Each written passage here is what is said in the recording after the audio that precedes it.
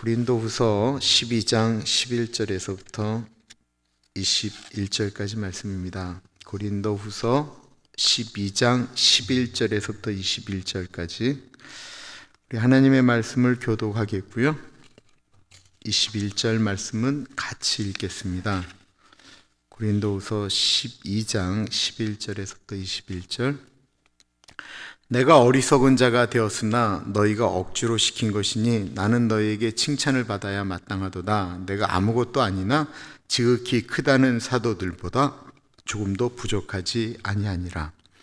사도의 표가 된 것은 내가 너희 가운데서 모든 참음과 표적과 기사와 능력을 행한 것이라. 내 자신이 너에게 폐를 끼치지 아니한 일밖에 다른 교회보다 부족하게 한 것이 무엇이 있느냐? 너희는 나의 이 공평하지 못한 것을 용서하라. 보라, 내가 이제 세 번째 너희에게 가기를 준비하였으나 너희에게 폐를 끼치지 아니하리라. 내가 구하는 것은 너희의 재물이 아니요 오직 너희니라. 어린아이가 부모를 위하여 재물을 저축하는 것이 아니요 부모가 어린아이를 위하여 하느니라. 내가 너희 영혼을 위하여 크게 기뻐함으로 재물을 사용하고 또 내 자신까지도 내어주리니 너희를 더욱 사랑할수록 나는 사랑을 덜 받겠느냐. 하여간 어떤 이의 말이 내가 너희에게 짐을 지우지는 아니하였을지라도 교활한 자가 되어 너희를 속임수로 취하였다 하니 내가 너희에게 보낸 자 중에 누구로 너희의 이득을 취하더냐. 내가 디도를 권하고 함께한 형제를 보내었으니 디도가 너희의 이득을 취하더냐. 우리가 동일한 성령으로 행하지 아니하더냐. 동일한 보조로 하지 아니하더냐.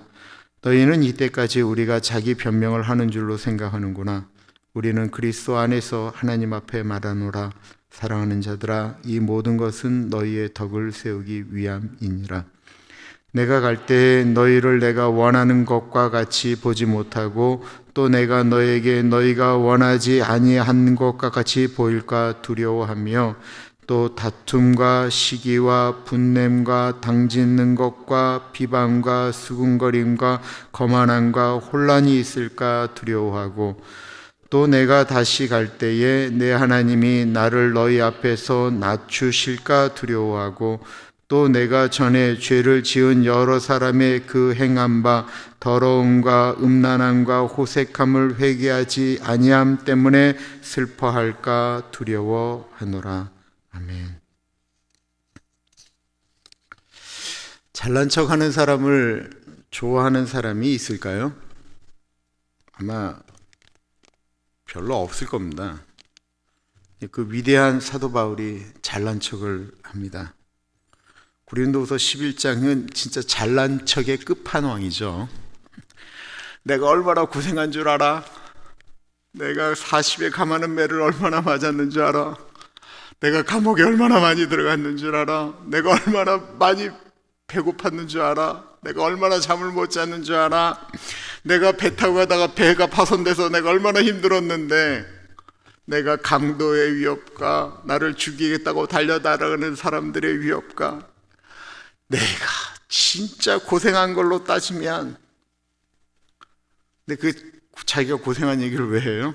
잘난 척하는 거였거든요. 그러다가는 본인이 천국 갔다 온 얘기도 하잖아요.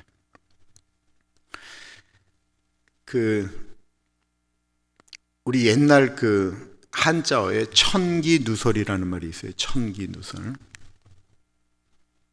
하늘의 뜻을 이렇게 얘기하는 걸 천기누설이라고 그래요. 하늘에 그거는 얘기하면 안 된다라는 거예요. 그래서 천기누설인데 사도 바울이 엄밀한 의미에서는 천기누설한 거예요. 그러니까 본인도 자기라고 얘기 안 하고 딱 다른 사람 얘기하듯이 그 얘기를 이렇게 하잖아요. 천기누설을 하였습니다. 이런 얘기를 하면 사람들이 감동할 줄 알고 있는데 잘난 척하면 사람들이 감동하지는 않습니다. 왜 저런 얘기를 하지? 라고 이야기합니다.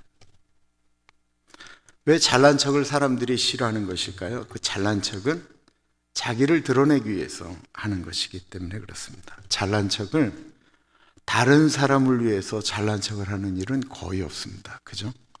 잘난 척은 자기 자신을 위해서 하는 거예요. 어느 여고 동창회에서 정말 잘난 척을 좋아하는 어떤 여자분이 렉서스 중에 가장 좋은 차를 달고 나타났습니다. 어머 얘들아 잘 지냈니? 나 얼마 전에 남편이 사준 렉서스 타고 왔는데 너희들은 뭐 타고 왔어? 어머 영수가 저 빨간 저 조그만 깍두기 차 네가 타고 왔니? 그래.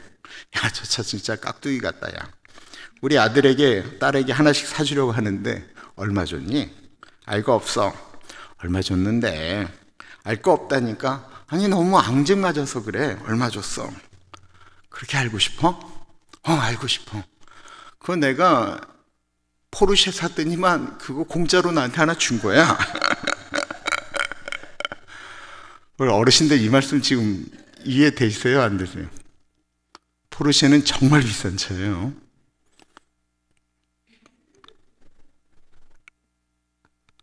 김정래 권사님 이해되셨죠? 네.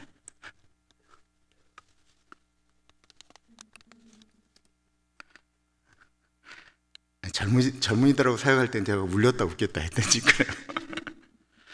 잘난 척은 가끔 사람을 기분 나쁘게 합니다.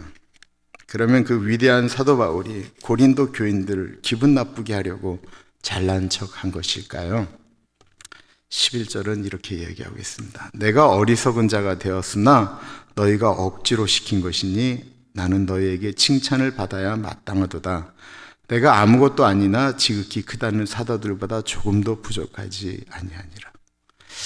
잘난 척이 어리석인 일인 것은 내가 잘 알고 있지만 내가 잘난 척 할 수밖에 없었던 것은 너희들이 나를 그렇게 잘난 척 하도록 시킨 것과 같다. 내가 다른 사도들보다 결코 작은 사람이 아니고 내가 부족한 사람이 아닌데 다른 사도들, 거짓 선지자들 이런 사람들에 대해서는 너희들이 그들을 존경하고 추앙하고 그들을 높여드리면서 나는 별로라고 생각을 하니까 내가 할 수 없이 예수님 때문에 얼마나 많은 고통을 받은 것과 여러분들을 얼마나 사랑해서 내가 찾아갔던 것과 내가 하나님이 나를 들려오래서 내가 하나님 나라를 보고 온 사실을 그렇게 어리석은 자처럼 잘난 척한 이유는 여러분들이 시킨 것과 같다라는 거예요.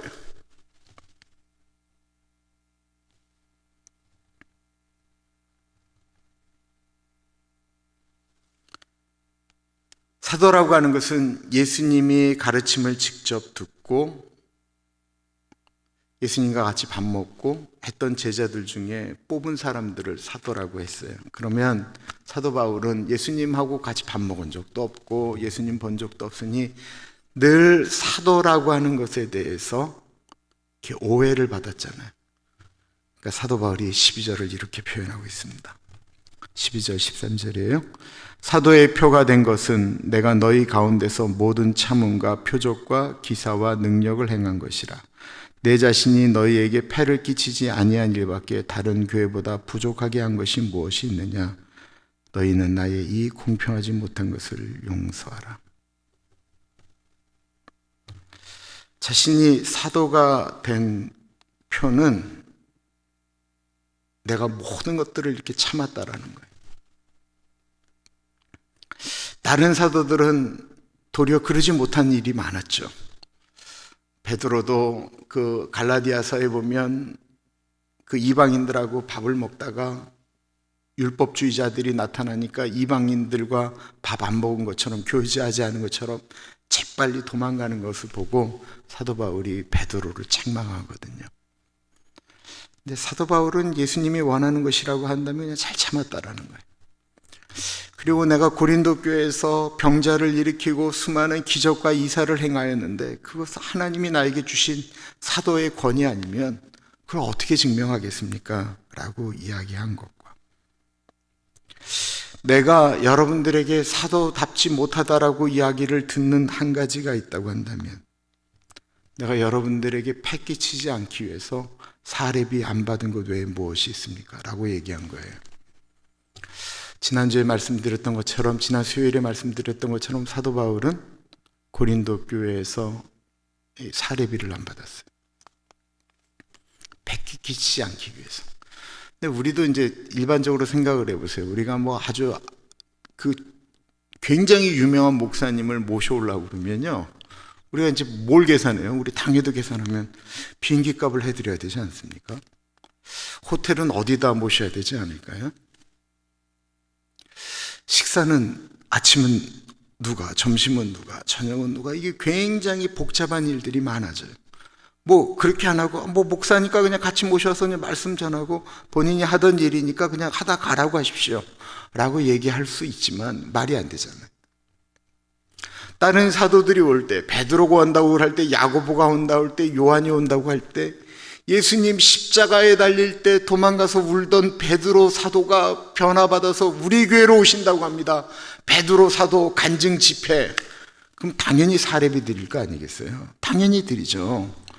근데 사도 바울은 내가 여러분들에게 패기치지 않게 해서, 다른 사도들은 그렇게 했는데 나는 그렇게 안 한 것이 도리어 여러분들이 공평하게 행하지 않은 것으로 여러분들에게 아픔을 줬다고 한다면 그거 용서해달라는 거예요.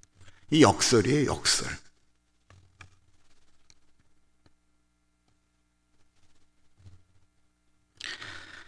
내가 고린도 교회에 폐를 끼치지 않게 해서 사례비를 안 받은 것 외에 내가 다른 사도들보다 사역을 할 때 엉터리로 했습니까?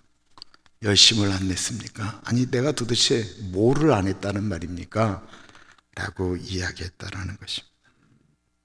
그러면서 사도 바울이 자기의 잘난 척을 쭉 다 얘기했던 이유는 자기 자신을 드러내기 위해서가 아니고 고린도 교인들에게, 아, 우리가 엉터리라고 얘기하는 사도 바울이 엉터리 아니네, 저 사도 바울의 이야기를 들을만 하겠네, 사도 바울이 다른 사람들이 얘기했던 것처럼 가짜는 아닌가 보네.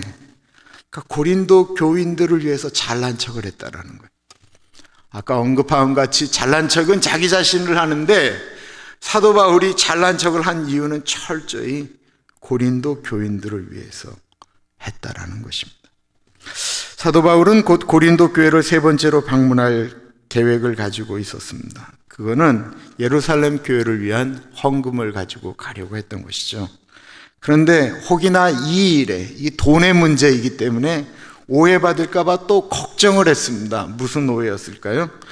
보라, 내가 이제 세 번째 너희에게 가기를 준비하였으나 너희에게 폐를 끼치지 아니하리라. 내가 구하는 것은 너희의 재물이 아니요 오직 너희니라. 어린아이가 부모를 위하여 재물을 저축하는 것이 아니요 부모가 어린아이를 위하여 하느니라. 내가 너희 영혼을 위하여 크게 기뻐함으로 재물을 사용하고 또 내 자신까지도 내어주리니 너희를 더욱 사랑할수록 나는 사랑을 덜 받겠느냐. 사도 바울이 걱정한 것은 이제 돈을 가지러, 이제 그 예루살렘 교회를 돕는 그 구제 헌금을 가지러 사도 바울이 갈 텐데, 고린도 교회 교인들이 그럼 그렇지, 사도 바울이 돈 때문에 오는 거지 우리를 사랑해서 오는 거는 결코 아니다라고 말할까 봐 걱정을 했던 거예요. 그리고 저 인간 원래 깨끗한 척하지만 원래 돈을 좋아하는 사람이라 분명히 우리가 내는 구제헌금을 떼어먹을 것이다 라고 말들이 돌았습니다. 여기에 대해서 사도 바울이 이렇게 얘기하는 거예요. 저 있잖아요, 제가 고린도 교회 갈 때 다 제 경비 들여서 갈 거예요. 내가 내 돈 들여서 갈 겁니다. 그러면서 그 부모의 마음을 얘기하는 거예요. 여러분들은 자식이고 내가 부모입니다 라고 하는 말을 에둘러서 얘기하는 거예요. 뭐냐면, 어느 어린 자식들이 부모님을 위해서 저축을 하겠습니까? 그렇잖아요. 어린 아이들이 우리 아버지 어머니 노후를 생각하면서 뭐 10살짜리 11살짜리가 아버지 어머니 노후를 위해서 저금을 하나요? 아니잖아요. 근데 부모는 그 자식이 뭐 결혼할 때, 대학 갈 때 뭐 이거 생각하면서 어떻게든지 돈을 아끼잖아요. 사도 바울이 그 얘기를 하는 거예요. 어느 자식이 부모를 위해서 돈을 저축하겠습니까? 부모가 자식을 위해서 저축하지. 여러분들은 어린아이와 같기 때문에 내가 그거 기대도 안 합니다. 내가 부모의 마음으로 내가 돈 쓰며 가겠습니다. 여러분은 아무것도 준비할 필요가 없습니다. 제가 원하는 것은 여러분들이 내시는 헌금이 아니고 여러분 자신입니다. 여러분을 얻기 위해서 저는 지금보다 더 사랑할 것입니다. 여러분을 얻기 위해서, 고린도 교인들을 얻기 위해서, 그 마음을 얻기 위해서 저는 좀 더 낮아질 것입니다. 그런데 15절에 사도 바울이 이런 표현을 해요. 또 내 자신까지도 내어주리니 너희를 더욱 사랑할수록 나는 사랑을 덜 받겠느냐. 이게 무슨 얘기냐면요, 내가 고린도 교인들을, 내 자신을 내려놓고 낮아질 대로 낮아져서 여러분들을 사랑하는데 최선을 다해서 사랑을 하는데, 고린도 교인들이 이렇게 얘기하는 거예요. 예를 들어 볼게요. 어떤 분이 그냥 막 교회를 열심히 해요. 열심히 하니까 이러는 거예요. 사람들이 얘기할 때, 저분 너무 열심히 하는데 너무 훌륭하세요. 그분은 내세울 게 없는 사람이에요. 저 사람은 내세울 게 없는 사람이라 저거밖에 할 수가 없어요. 우리가 일반적으로 많이들 생각하는 얘기예요. 저 사도 바울 저거, 다른 사람들은 베드로, 뭐 요한, 야고보, 빌립, 뭐 이런 분들은 사도잖아, 사도. 예수님의 직통, 직계, 적통. 사도 바울은 짝퉁이잖아. 지가 이렇게라도 안 하면 되겠어? 그러니까 사도 바울의 마음이 얼마나 아픈지 이해가 되세요. 내가 뭔가를 하면 그거를 이쁘게 받아들이는 게 아니고, 아유, 저 사람 원래 좀 돈 좀 있어서 저러는 거야. 저 사람 원래 좀 그런 사람이야. 저 사람 원래 좀 무모한 사람이라 그런 거야.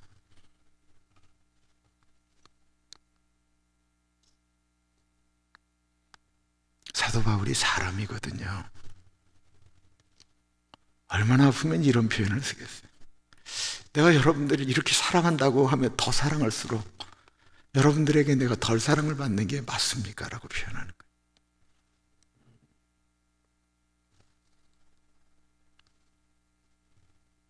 사도 바울이 이런 표현까지 쓰는 이유는 고린도 교인들의 마음을 아프게 하려고 하는 게 아니에요. 제발 좀 오해 좀 하지 말아달라고 얘기하는 거예요. 제발 좀 오해 좀 하지 말아달라고. 16절이에요. 하여간 어떤 이의 말이 내가 너에게 짐을 지우지는 아니하였을지라도 교활한 자가 되어 너희를 속임수로 취하였다니 내가 너희에게 보낸 자 중에 누구로 너희의 이득을 취하더냐. 사도 바울이 교활하다, 속임수를 쓴다, 거짓말을 취한다, 이득을 취한다. 오늘 이 표현이 지금 교활하다, 속임수 쓴다, 이득을 취한다. 이게 바로 무슨 얘기냐면 예루살렘 교회의 어려움을 때문에 이야기하고 그 헌금을 걷어서는 예루살렘 교회로 가져간다라고 이야기하지만 그 교활한 방법을 쓰는 겁니다. 지가 안 먹겠어요? 지도 먹지요. 라고 이야기를 하는 사람들의 이야기가 흘러나오면 사람들이 그렇지? 라고 이야기를 하는 거예요. 이 오해가 될 수 있어요. 말을 어떻게 꼬느냐에 따라서 말이 달라지는 거예요. 우리는 선교지에다 헌금을, 선교 헌금을 보내면 그 선교 헌금이 선교를 위한 목적으로만 쓰이기를 바라죠. 우물을 판다 그러면 우물 파는 일에만 그 헌금이 쓰여지기를 바라요. 맞는 얘기예요. 그런데 한번 입장 바꿔놓고 생각해 보세요. 어느 헌금이 들어와서 어디에다가 우물을 팔려면 이 아프리카나 어느 지역에 우물을 파러 갈 때 걸어갑니까? 선교사가 그러면 차 대여해야지요. 그 가는 운행비가 정말 많이 들어요. 그냥 가나요? 장비 다 싣고 가요. 가면 그냥 있나요? 그 인부들 먹여야죠. 선교사가 거기를 왔다 가는 동안 선교사 사모님, 자식들은 이쪽에 남겨 있잖아요. 여기 있는 이 가족도 먹어야 되잖아요. 그 어떨 때는 우물 하나 파는데 1,000불이면 됩니다라고 하는데 1,000불 갖고 이게 안 되는 거예요. 당연히 안 되죠. 당연히. 선교사님들도 순진하니까 이제 그렇게 얘기하고 또 너무 액수를 높이면 이게 헌금이 또 안 들어올까 봐 선교사들도 이게 낮추는 거예요. 그래서 저희가 탄자니아에 교회를 질 때 정확히 저희가 건축 헌금으로는 3만 불이 들어갔습니다. 그리고 그 외 부대 비용으로 들어가는 걸로 다 따지면 한 거의 3만 7천, 3만 8천이 들어갔는데 제가 선교사님한테 뭐라고 말씀드렸냐면 선교비를 드릴 때 3만 불의 10분의 1, 3천 불은 선교사님 겁니다. 나머지 2만 7천 불은 이거는 건축비입니다. 선교사님 저희가 보내는 것에서 11조는 선교사님이 쓰십시오. 나머지 2만 7천 불 가지고 교회를 쳐주십시오. 이 구분을 정확히 안 하면 선교사님도 마음에 애매한 거예요. 이 부분은 내가 건축헌금인가 아니면 생활비인가 이게 헷갈려지잖아요. 그래서 정확히 말씀을 드려서 10분의 1은 선교사님 선교비입니다. 나머지 2만 7천 불로 교회를 쳐주십시오. 근데 3만 불 갖고 진 거예요. 그러니까 거기에 들어가면서 사람 만나고 섭외하고 하는 모든 일에 그렇게 들어갔어요. 그렇게 정확하게 얘기하는 게 서로 오해도 안 되고 좋아요.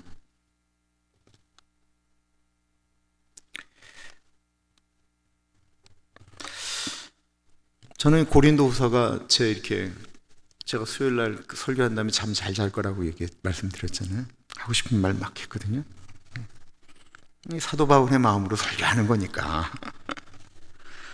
교회 안 다니시는 분들 중에 교회에다 내는 헌금은 목사가 다 쓰는 걸로 알고 있는 분이 무지하게 많아요. 진짜 많아요, 진짜. 교회 헌금은 다 목사가 쓰는 거래요. 아니거든요. 근데 더 충격적인 건 교인들 중에도 그렇게 아는 분들이 계세요. 그 11조는 다 목사가 쓰는 걸로 알아요. 아니거든요. 혹시나 누가 그렇게 말씀하시면 오늘 말씀은 꼭 기억하셨다가 하셔야 돼요. 목사는 사렙이라고 하는 명목으로 한 달에 한 번씩 정확히는 돈을 받습니다. 멋지게 이야기하니까 사렙이고요. 일반적으로 이야기하면 월급을 받는 거예요. 한 달에 한 번씩 받는 거니까 월급이에요. 그런데 교회에서는 월급이라고 얘기하면 좀 품격이 떨어지잖아요. 그래서 사렙이라고 얘기를 해요.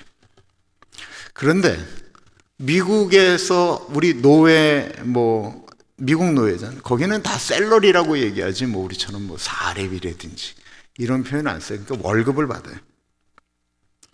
목사는 분명히 나의 아이덴티티는 하나님의 종인 게 맞아요. 내가 하나님께 헌신하겠다고 신학교를 들어가고 목사 안수를 받을 때 내 머리에 목사의 직을 안수하는 그 손은 사람의 손이 아닌 성령님의 손으로 생각하기 때문에 그때 저는 하나님의 종으로 살겠노라고 저는 다짐한 게 분명히 맞아요.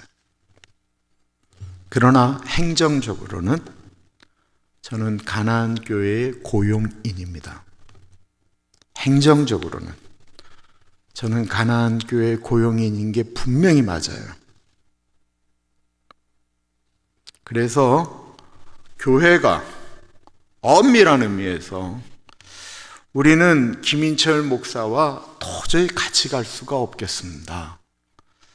목사님이 계속 계시면 우리 교회가 정말로 큰 어려움이 생길 것 같습니다. 고통스럽습니다. 라고 말씀하셔서 목사를 내보낼 수 있는 것이 맞습니다. 왜요? 저는 교회에서 주는 월급을 받는 사람이기 때문에 그렇습니다. 정확한 표현으로 하면 저는 월급쟁이인 게 맞아요. 그리고 저는 이 의식이 아주 분명합니다. 목사가 만약 본인이 고용인이 아니고 고용주라고 생각하는 교회는 다 문제가 생깁니다. 내가 주인이라고 이야기하고 내가 사장이라고 생각을 하면 그 교회는 문제가 생길 수밖에 없어요. 물론 그 목사님이 고용주의식, 사장의식을 가지고 열심히 잘하면 좋은 결과가 있는 교회가 종종 있어요. 보통 일반적으로 본인이 개척한 교회 목사님을 그런 식으로 표현하기도 하지만 엄밀한 의미에서 개척교회 목사님, 개척하셔서 대형교회를 이루신 분도 행정적으로는 고용인화하는 것이 맞습니다.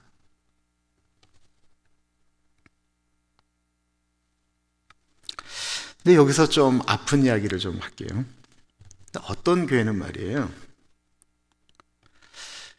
이런 관계이기 때문에 본인들 마음에 안 들면 걸핏하면 목사를 바꾸는 거예요. 걸핏하면 목사를 바꿔요. 이게 마음에 안 들면 바꾸고 저게 마음에 안 들면 바꾸고. 이 구조적인 문제가 교회에서 목사를 불러 나왔기 때문에 바꾸겠다고 하면 사실은 뭐 교인들끼리 마음이 갈라지고 하긴 하지만 이게 바뀔 수밖에 없거든요. 이 이야기는 뭐냐면 교인들의 마음 가운데 내 헌금을 하나님께 드린다라고 생각하는 것이 아니고 우리가 낸 헌금으로 목사를 고용한다라고 생각을 하기 때문에 그렇습니다.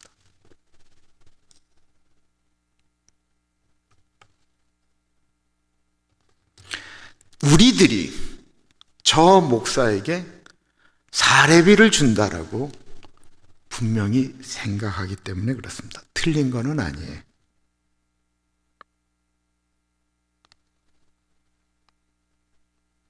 그런데 만약에 이제 또 반대적인 말씀을 드릴게요. 목사가 월급쟁이에요. 사례비를 받는 사람이지만 나는 목사는 월급을 받는 사람인 게 분명해요. 그래서 세상적인 이치를 따라서 목사가 자기 월급 더 준다라고 하는 교회로 갈아탔어요. 그때는 교인들이 뭐라고 얘기를 하겠어요?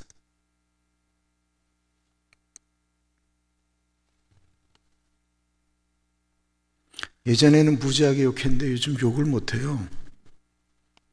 다 우리들의 수준이 이렇게 내려가기 시작했기 때문에. 제가 2011년도에 인스톨레이션이라고 하는 것, 이 자리에서 가나안 교인들 앞에서 마치 하나님과 이스라엘 백성들이 시내산에서 계약을 맺잖아요. 하나님은 나는 너희들의 하나님이 되고 너희는 나의 백성이 된다라고 하는 그 계약을 맺거든요. 목사에게 있어서 인스톨레이션이라고 하는 건 나는 가나안 교회의 목사가 되고 여러분들을 나는 가나안 교회 목사로 여겨주고 라고 하는 결혼식과 같은 거예요. 그래서 한국말로는 위임한다고 그래요. 그럼 사실 이게 평생직과 같은 거예요. 평생직. 나 이제 때에 맞춰서 은퇴하면 이제 끝나는 건데 의미가 없어져 버렸어요. 위임받은 목사도 딴 데서 오라고 하면 주의 뜻이라고 그러고 가버리면 되고, 교인들도 위임하였지만 목사가 마음에 안 들면 그냥 갈아버리면 되고.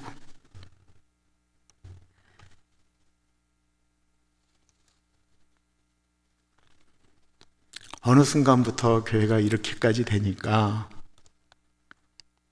교회라고 하는 것에 대해서 이 돌아가는 이치가 일반 직장이나 어디하고 똑같아지기 시작했다라는 것입니다. 마음 아팠는데 놀랍게도 고린도후서로 보니까 옛날에도 이랬다라는 거예요.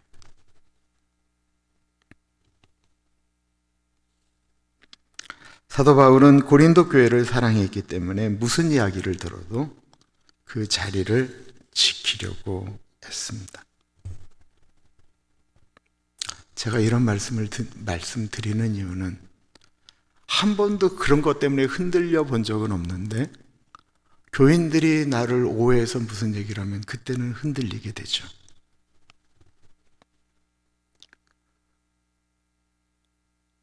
나를 사랑하지 않는다라고 느껴질 때는, 그때는 그렇게 느껴지지 않겠습니까? 저는 그렇게 느껴본 적 없습니다. 늘 사랑받아서. 사도 바울은 이러저러한 것 때문에 이러저러한 소리를 듣고 싶지 않았던 것입니다. 그러면서 너무 억울하니까 신실한 형제들의 얘기를 꺼내는 거예요. 내가 디도를 권하고 함께한 형제를 보내었으니 디도가 너희의 이득을 취하더냐? 우리가 동일한 성령으로 행하지 아니하더냐? 동일한 보조로 하지 아니하더냐? 디도는 사도 바울이 늘 신뢰하던 사람이죠. 나중에 이제 감독이 되신 분인데, 이 디도가 원래 헬라인이었어요. 그러니까 그리스 사람이었어요. 고린도 교인들하고 이제 같은 민족이었어요.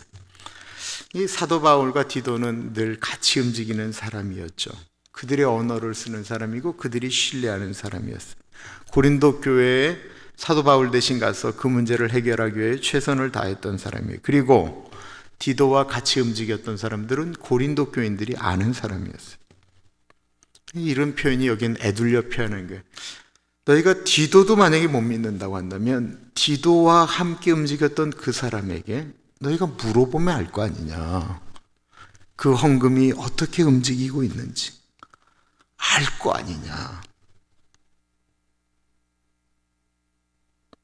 사도 바울은 이 절절한 말마저도 고린도 교인들 자기 변명으로 생각할까 봐 19절에 다음과 같은 말을 합니다. 너희는 이때까지 우리가 자기 변명을 하는 줄로 생각하는구나. 우리는 그리스도 안에서 하나님 앞에 말하노라. 사랑하는 자들아, 이 모든 것은 너희의 덕을 세우기 위함이니라.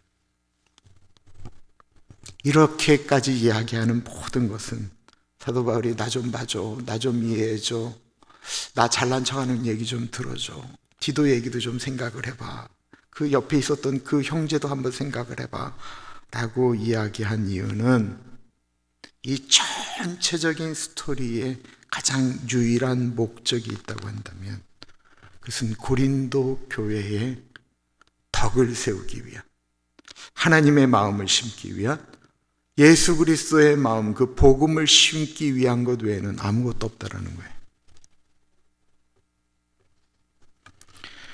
내가 갈 때에 너희를 내가 원하는 것과 같이 보지 못하고 또 내가 너희에게 너희가 원하지 않는 것과 같이 보일까 두려워하며 또 다툼과 시기와 분냉과 당짓는 것과 비방과 수군거림과 거만함과 혼란이 있을까 두려워하고 또 내가 다시 갈 때에 내 하나님이 나를 너희 앞에서 낮추실까 두려워하고 또 내가 전에 죄를 지은 여러 사람의 그 행한 바 더러움과 음란함과 호색함을 회개하지 아니함 때문에 슬퍼할까 두려워하노라. 20절에 반복되어져 나오는 것이 있다고 한다면 내가 너희한테 갈 때라고 하는 표현과 또 한 마리가 뭐냐면 두려워한다라는 표현이에요. 두려워한다라는 표현. 내가 갈 때에 너희가 나를 원하지 않을까 두려워하고 내가 갔을 때에 비방과 수군거림과 거만함과 혼란이 도리어 일어날까 봐 두려워하고 내가 갈 때에 하나님이 나를 여러분들 앞에서 더 그냥 처절하게 낮추실까 봐 두려워하고 내가 전에 여러분들을 향하여 여러분들의 더러움과 음란함과 호색함을 회개하라고 이야기했는데 하나도 바뀌지 않았을까 봐 두려워하고 사도 바울이 다시 갔을 때 혹시 나를 그 예전처럼 벌레 보듯 한 일이 발생할까 봐 너무 두렵고 내가 무슨 얘기를 하는데 그 말이 씨도 먹히지 않을까 봐 두렵고 여러분들이 하나도 변화되지 않은 모습 때문에 내가 또 무슨 말을 하려고 할까 봐 여러분들하고 그것 때문에 또 불편해질까 봐 두렵고 나를 아시는 하나님이 그럼에도 불구하고 나를 그냥 여러분들 앞에서 망신을 줄까 봐가 더 두렵고 이런 두려움 때문에 조금이라도 내가 그 두려움을 극복하려면 내가 이렇게까지 해야지, 내가 내 돈 들여가면서 방문해야지, 내가 돈에 대해서는 여러분들한테 일전의 이야기도 들어서는 안 되지. 제가 지금 이 두려움 때문에 이렇게 하고 있는 것입니다. 목회자에게 있어서 가장 두려운 것이 있다고 한다면 뭐 목회를 못하는 것, 설교를 못하는 것, 뭐 여러 가지가 있지만 교인들한테 오해받는 건 정말 두렵습니다. 근데 뭐 사람이니까 다 오해하잖아요. 제가 신대원 다닐 때 그 곽선임 목사님, 소망교회 원로 목사님이신 곽선임 목사님, 제가 그분이 뭐 말도 많지만 이분이 강의가 정말 뛰어나세요. 내가 곽 목사님 수업을 많이 들었거든요.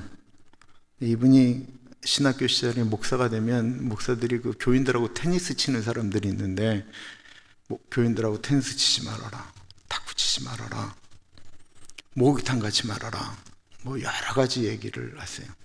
예를 들었는데 그게 뭐 설교로도 많이 나오신 거예요. 목사가 테니스를 치는데 잘 못 치면 교인들이 그러는데 우리 목사가 너무 운동을 안 한다는 거 둔하다라는 거예요. 그럼 목사가 너무 이렇게 콘으로 세게 주면 우리 목사가 좀 야비하다라는 거예요. 그래서 그 교인들하고는 운동을 할 때 잘해도 욕먹고 못해도 욕먹으니까 교인들하고 하는 운동은 하지 말아라, 이렇게 얘기를 하셨어요. 사모가 옷을 화려하게 입으면 화려하게 입는다고 얘기하고, 수수하게 입으면 우리 사모 너무 촌스럽다고 얘기를 하고, 우리 사모 너무 아줌마스럽다라고 얘기해서 사모라고 이야기하기 부끄럽다고도 얘기하고. 이게 이제 신학생들이니까 이제 이렇게 얘기하는 거예요. 얼마 전에 우리 집사람이 반짝이는 구두를 신었어요. 진짜 고급스러운 구두였어요. 교인들이 다 너무 이쁘다고 얘기를 하는 거예요. 그때마다 제가 뭐라고 얘기했는지 아세요? 저거요, 돌아가신 박정래 권사님이 신던 신발이에요. 권사님이 돌아가시기 전에 우리 집사람한테 신어보라고 하면서 주신 거예요. 제가 그 얘기 왜 해요? 혹시 고급진 거 샀다라고 혹이나 오해하시고, 우리 교인들은 안 그러지만 제가 질에 겁먹는 거죠. 곽선임 목사님이 그러면서 볼링 치라고 그랬어요. 근데 제가 원래 볼링을 쳤었어요. 제가 준 국가대급이었어요. 제가 친 볼링 점수가 어느 볼링장에서는 한 달 넘게 최고 스코어로 올라갔어요. 이게 최고 스코어로 한 달 넘게 있으려면 250을 넘겨야 돼요. 국가대표 평균 에버리지가 200에서 210인데 제가 250을 넘길 때가 엄청나게 많았어요. 제가 정말 볼링을 잘 쳤어요. 제가 허리가 안 좋은 날부터 볼링을 안 치는데, 볼링을 치라고 했던 이유는 그건 누구하고 같이 경쟁하는 게 아니고 내 핀을 내가 치는 거기 때문에 거기에 대해서는 말이 없으니까 볼링을 치라고 그러셨어요. 그래서 많은 신학생들이 곽선임 목사님 이야기를 들었던 분들은 대체로 볼링을 치세요. 왜냐하면 그건 혼자 하는 거니까.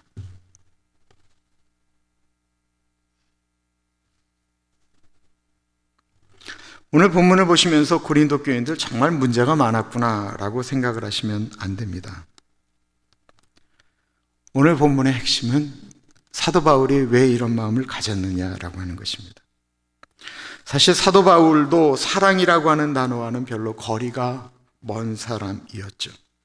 그런데 그는 나는 태어날 때부터 냉정한 사람이 있어요. 태어날 때부터 성질적으로 그렇지 못한 사람이 있는데, 사도 바울이 이렇게까지 할 수 있었던 이유는 사도 바울은 하나님 아버지의 마음을 알았기 때문에 그렇습니다.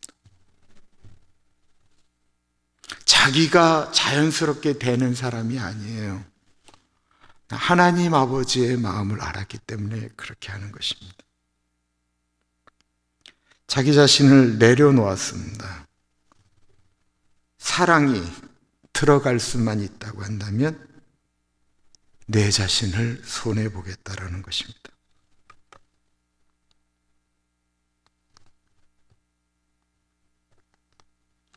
잘난 척하고 싶지 않은 사람이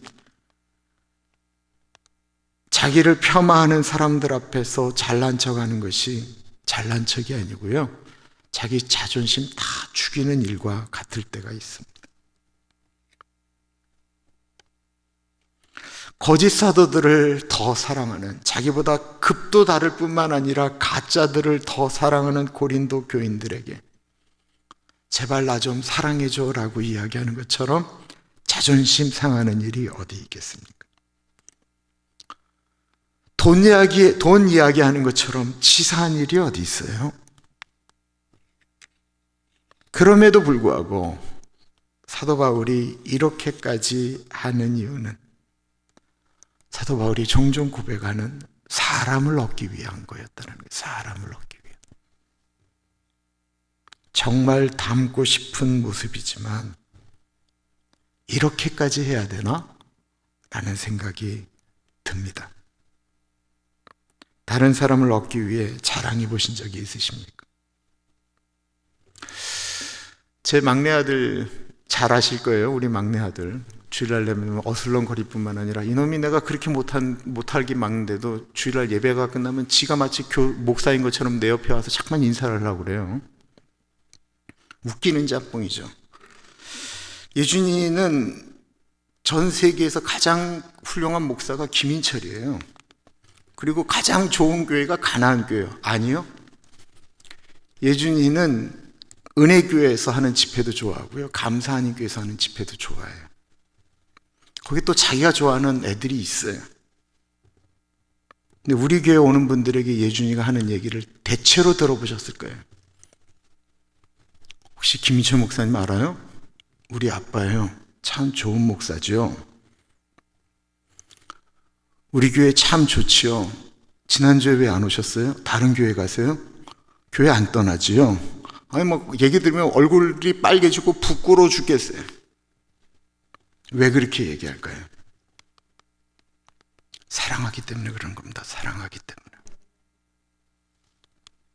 사도 바울이 쓴 글을 사랑의 눈으로 보게 되시면 사도 바울이 얼마나 고린도 교인들에게 사랑을 구걸하는 줄을 볼 수 있습니다. 왜 위대한 사도 바울이 이렇게까지 해야 되는 것일까? 여러 가지 이유가 있겠지만 딱 하나 찾아본다면 하나님이 고린도 교인들에게 그의 시선이 멈춰져 있는 것을 보았기 때문에 그렇습니다. 고린도 교인들이 그렇게 치고받고 싸우고 문제가 일어나고 막 갈등하고 아파하는 그 고린도 교회에 하나님의 눈물이 떨어지는 것을 사도 바울이 보았기 때문에 그렇습니다. 사도 바울이 알았던 것은 하나님 아버지의 마음이었습니다. 그 우리 아버지의 마음을 우리도 좀 알기를 원합니다.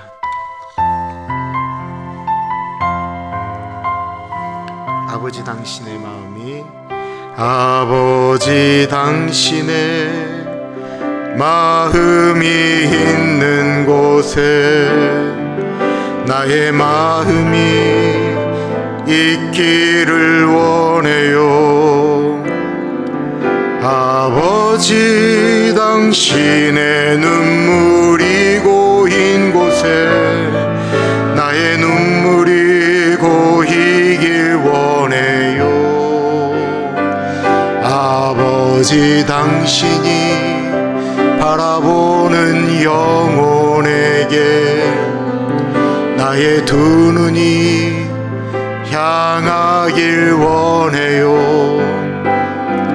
아버지 당신이 울고 있는 어두운 땅에 나의 두 발이 향하길 원해요. 나의 마음이 아버지의 마음 알아. 내 모든 뜻 아버지의 뜻이 될 수 있기를.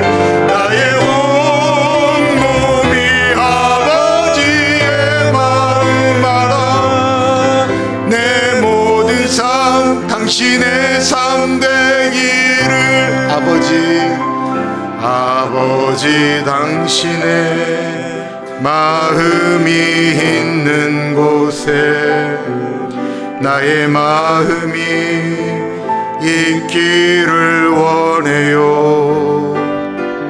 아버지 당신의 눈물이 고인 곳에 나의 눈물이 고이길 원해요.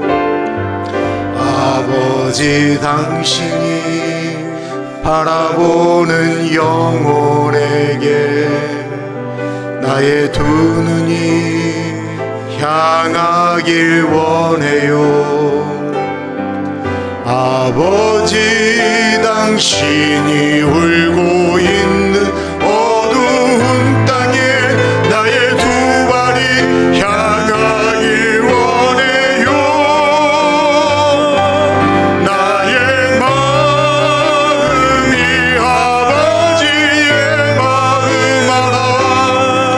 내 모든 뜻 아버지의 뜻이 될 수 있기를 나의 온몸이 아버지의 마음 알아. 내 모든 삶 당신의 삶 되기를 나의 마음이 아버지 나의 마음이 아버지의 마음 알아. 내 모든 뜻 아버지의 뜻이 될 수 있기를 나의 온몸이 아버지의 마음 알아. 내 모든 삶 당신의 삶 되기를.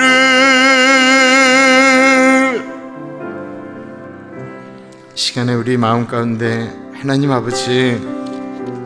아버지의 마음을 알기를 기도합니다. 하나님 아버지, 내가 어떻게 살아가기를 원하십니까? 하나님, 내가 어떻게 하기를 원하십니까? 아버지, 이 일에 대해서, 이 사람에 대해서 아버지의 마음은 무엇입니까? 하나님 아버지의 마음을 알게 해달라고 우리 같이 기도하겠습니다.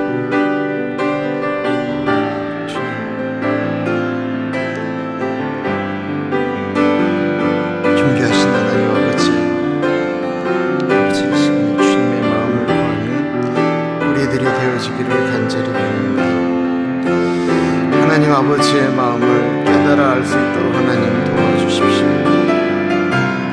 하나님 아버지의 마음을 깨달아 알기를 소원합니다. 하나님 아버지의 마음, 그 아버지의 마음을 알기를 기도합니다. 하나님 아버지 그 마음을, 아버지가 주시는 그 마음을 하나님 알기를 간절히 소원합니다. 주님, 그 마음이 우리에게 있기를 기도합니다. 하나님 아버지 그 마음의 그 뜻을 생각하며 살아가는 우리가 되어줄 수 있도록 하나님 인도하여 주시기를 기도합니다. 하나님 아버지의 마음을 알기를 원합니다. 하나님 아버지, 어떻게 행하기를 원하시는 그 아버지의 마음을 알아가는 우리들이 되어줄 수 있도록 하나님 인도하여 주옵소서. 하나님 아버지의 마음을 주옵소서. 아버지의 마음을 주옵소서. 하나님 아버지의 마음을 주옵소서. 하나님 아버지 하나님 우리 교회 내 마음을 허락하여 주옵소서.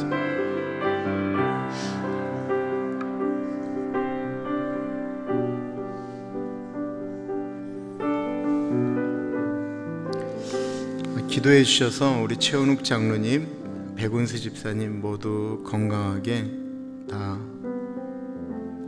수술이 잘 되셨고요. 이젠 집에서 회복하시는데 하나님 잘 회복하실 수 있도록 위해서 기도드리겠고요. 아프신 분들을 위해서도 기도하겠습니다.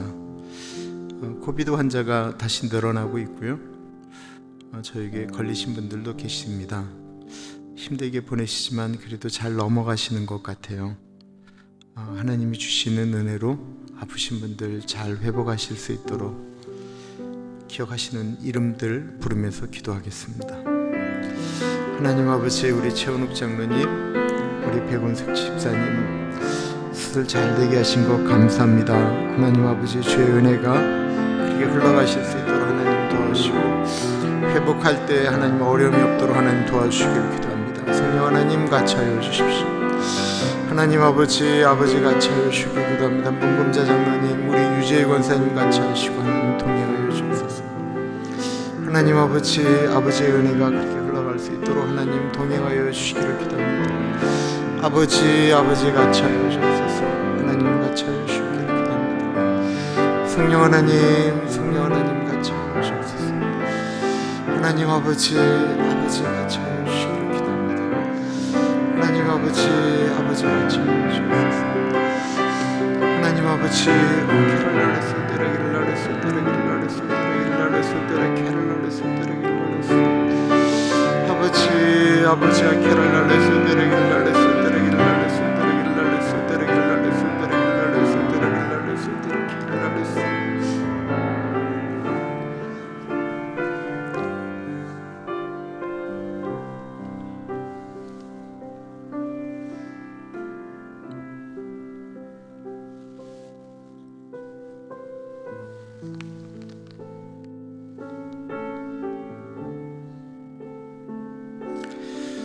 오늘 11시에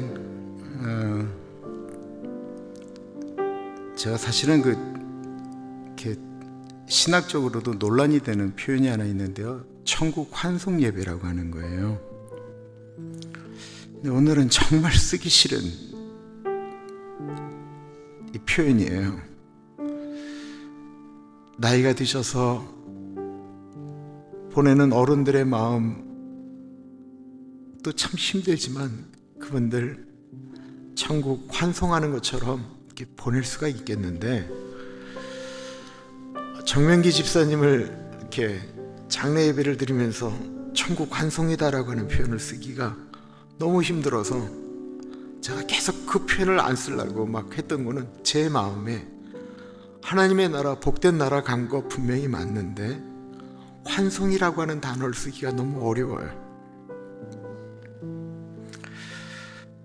오늘 예배 드리는데 하나님의 때 하나님의 정한 방법으로 가신 거 맞죠?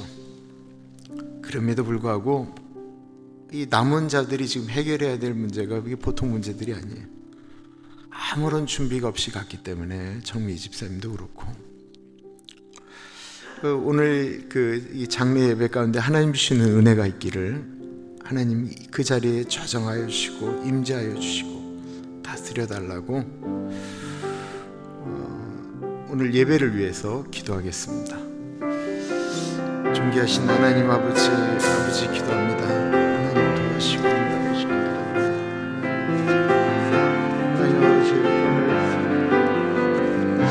예배 가운데 같이 하시고 도와주시고 하나님 아버지 같이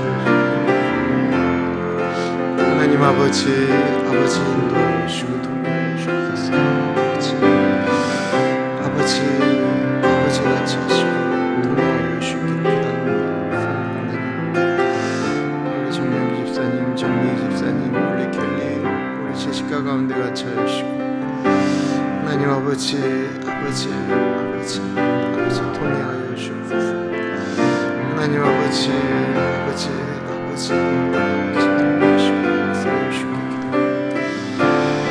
하나님 아버지 주의 흘러가는 예배가 되어질 수 있도록 하시고 위로가 되어지는 예배가 되어질 수 있도록 하나님 인도하여 주옵소서.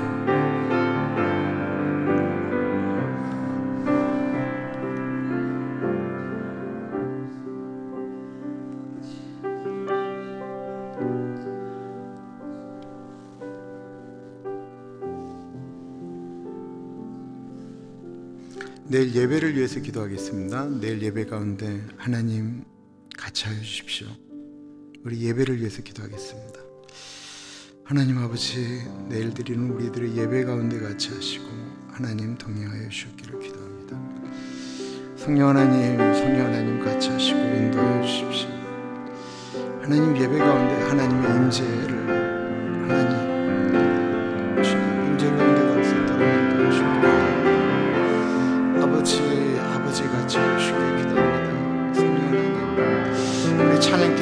같이 하시고 성가대 가운데 같이 하시고 기도자 가운데 같이 하시고 하나님 아버지 한 분 한 분 가운데 주의 은혜가 흘러갈 수 있도록 하나님 인도하여 주시기 기도합니다. 성령 하나님 같이 하시고 인도하여 주시옵소서. 하나님 저에게 성령 하나님의 기름 부으심이 있기를 하나님 아버지 같이 하여 주옵소서. 아버지 같이 하여 주시기 기도합니다. 하나님 아버지 같이 하시고 도우시옵소서. 하나님 아버지